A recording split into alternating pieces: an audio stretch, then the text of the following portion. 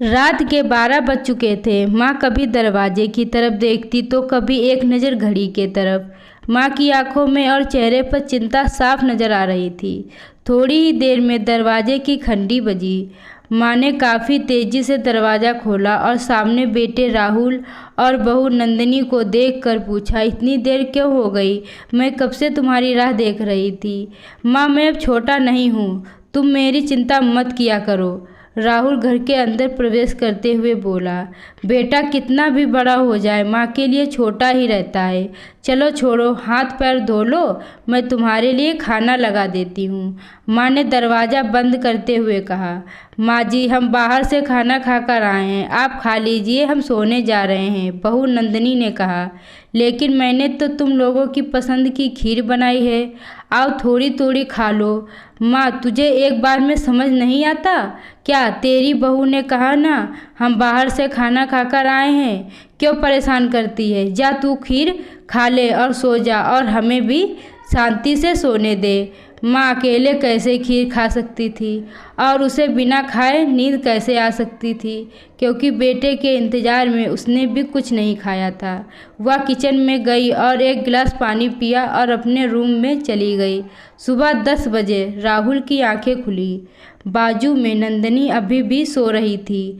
Rahul hall में आया तो लैपटॉप के पास रखी एक चिट्ठी पर उसकी नज़र पड़ी। यह चिट्ठी किसकी हो सकती है, यह देखने के लिए उसने चिट्ठी खोलकर पढ़ना शुरू किया। मेरे लाल, तू सोच रहा होगा कि एक ही घर में रहते हुए ये चिट्ठी क्यों मैं तुम्हें बोलकर भी ये बात कह सकती थी। हाँ, बता सकती थी, अगर तू मेरी बातें सुनना चाहता तो। किसी एक्सप्रेस गाड़ी की तरह तू आता है और कुछ ही पलों में निकल जाता है। खैर वो सब जाने दो, कल तुम्हारा जन्मदिन था, इसीलिए मैंने खीर बनाई थी।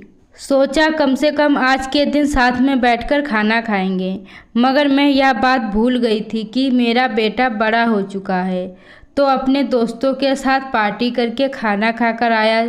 चलो, मुझे इस बात की खुशी ही हुई। मेरी दवाइयाँ ख़त्म हो गई हैं। मैंने कुछ दिनों पहले तुझे दवाई की एक चिट्ठी दी थी, अगर वक्त मिले तो वह दवाई मुझे लाकर देना, मुझे थोड़ी राहत हो जाएगी। राहुल को याद आया कि 4-5 दिन पहले माँ ने एक दवाई की चिट्ठी भी दी। उसे अपने ऑफिस के बैग में जाकर उस चिट्ठी को तलाशा और उसे खोलकर देखा। उसमें लिखा था, मुझे ऐसी दवाई लाकर दो जिससे मैं अपने बेटे को भुला सकूं। राहुल को रियलाइज हुआ कि मुझसे बहुत बड़ी गलती हो गई है। उसकी आंखें नम हो गईं। वह तुरंत अपने माँ के कमरे की तरफ दौड़ा।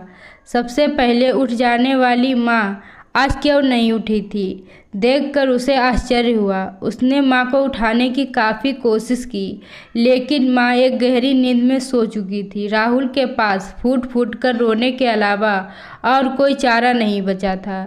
दोस्तों, यह कहने की ज़रूरत नहीं कि माँ बाप जीवन में कितने मूल्यवान हैं। उनके रहते हुए ही उनकी सेवा करो, उनसे प्यार करो।